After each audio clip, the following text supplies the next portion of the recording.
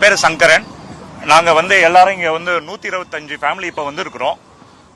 எங்கேருந்து வந்திருக்கிறோம்னு சொன்னால் alliance orchid springs கொரட்டூர்லேருந்து வந்திருக்கிறோம், நார்த் கொரட்டூர். இந்த அலையன்ஸ் ஆர்ச்சிட் ஸ்ப்ரிங்ஸ் பில்டர் வந்து இப்போ பேரை வந்து அர்பன் ரைஸ்ன்னு மாற்றிக்கிட்டார். எப்போ மாற்றினாருன்னு கேட்டிங்கன்னா 2018க்கு அப்புறமேட்டு மாற்றிக்கிட்டார். அது எதனால் மாற்றிருக்காருன்றதை நான் பின்னால் சொல்கிறேன். இந்த அலையன்ஸ் ஆர்ச்சிட் ஸ்ப்ரிங்ஸ் நாங்கள் வந்து 2014லேருந்து குடியிருக்க ஆரம்பிச்சிருக்கோம். 2015ல் கோயில் நிலத்தில் பட்டா இருக்குன்னு சொல்லி அங்கே வந்து என்னன்னு கேட்டீங்கன்னா அப்ஜெக்ஷன் வந்து ரைஸ் பண்ணியிருக்காங்க.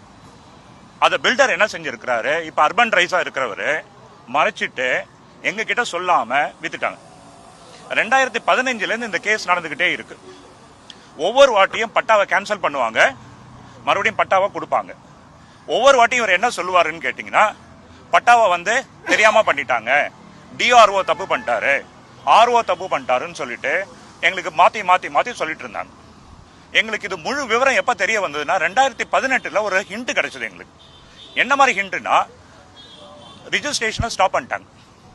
ஸ்டாப் பண்ணோடனே அவர்கிட்ட போய் கேட்டோம், பில்டர் கிட்ட, என்ன ரிஜிஸ்ட்ரேஷன் ஸ்டாப் ஆயிருக்கு, லீகல்ல வந்து அப்ரூவ் ஆக மாட்டேங்குதுன்னு சொல்லிட்டு.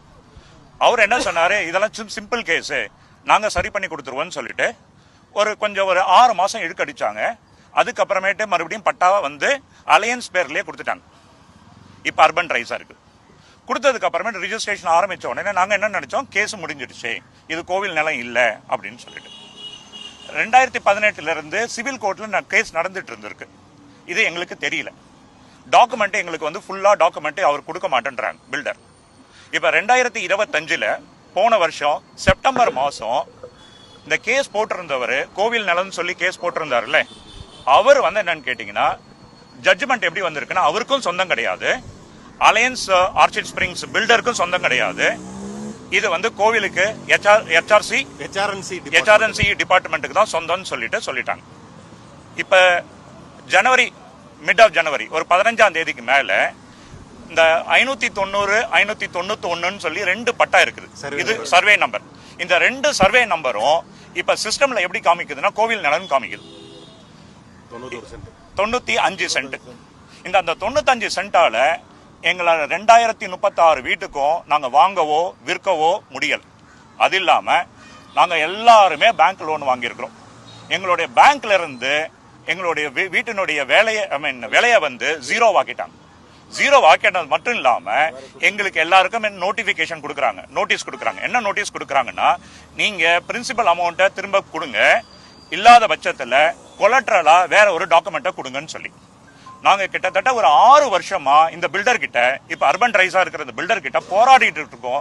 டாக்குமெண்ட்டை கொடுங்க, மதர் டாக்குமெண்ட்டை கொடுங்க, நாங்கள் போய் கோர்ட்டில் கேட்குறோம், இல்லை பேசுகிறோம்னு சொல்லிட்டு. இது வரைக்கும் இந்த அர்பன் ரைஸ்ல இருந்து எங்களுக்கு மேனேஜ்மெண்ட் சைட்ல இருந்து, அவங்க ஓனர்ல இருந்து யாரும் ஒருத்தர் கூட வந்து பார்க்கல. இது வந்து இந்த பில்டரை பத்தி சொல்லணும்னு சொன்னா, இவர் 2014ல இருந்து நாங்கள் ஆக்குபை பண்ண ஆரம்பிச்சிருக்கோம். அப்ப வந்து என்னன்னு கேட்டீங்கன்னா 4 வருஷத்துக்கு இபி கரண்டே இல்லை, எல்லாமே ஜென்செட்ல தான் ஓடிட்டு இருந்தது. இதுமே நீங்க யூடியூப்ல போய் பார்த்துருப்பீங்க, இல்லைன்னா வந்து வெப்சைட்ல போய் பாருங்க.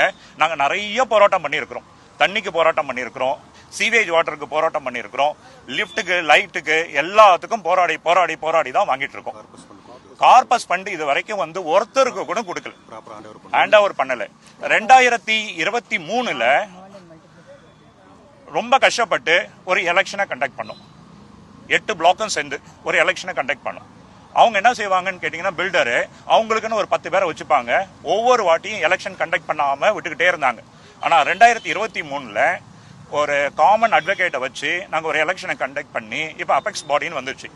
2024 ஜனவரி 1ஆம் தேதியிலிருந்து நாங்கள் அந்த அசோசியேஷன் தான், எங்களால் அமைக்கப்பட்ட அசோசியேஷன் தான் வந்து எடுத்து நடத்தணும்னு இருக்கும்போது 31 டிசம்பர் அன்னைக்கு எந்த டாக்குமெண்ட்டுமே கொடுக்காம, டிசைன் கொடுக்காம, எங்க எலக்ட்ரிக்கல் பைப் போகுது, வாட்டர் பைப் போகுது, ஃபயர் எங்க போகுது, எதுவுமே ஹேண்ட் ஓவர் பண்ணாம நைட்டோட நைட்டா விட்டுட்டு ஓடிட்டாங்க.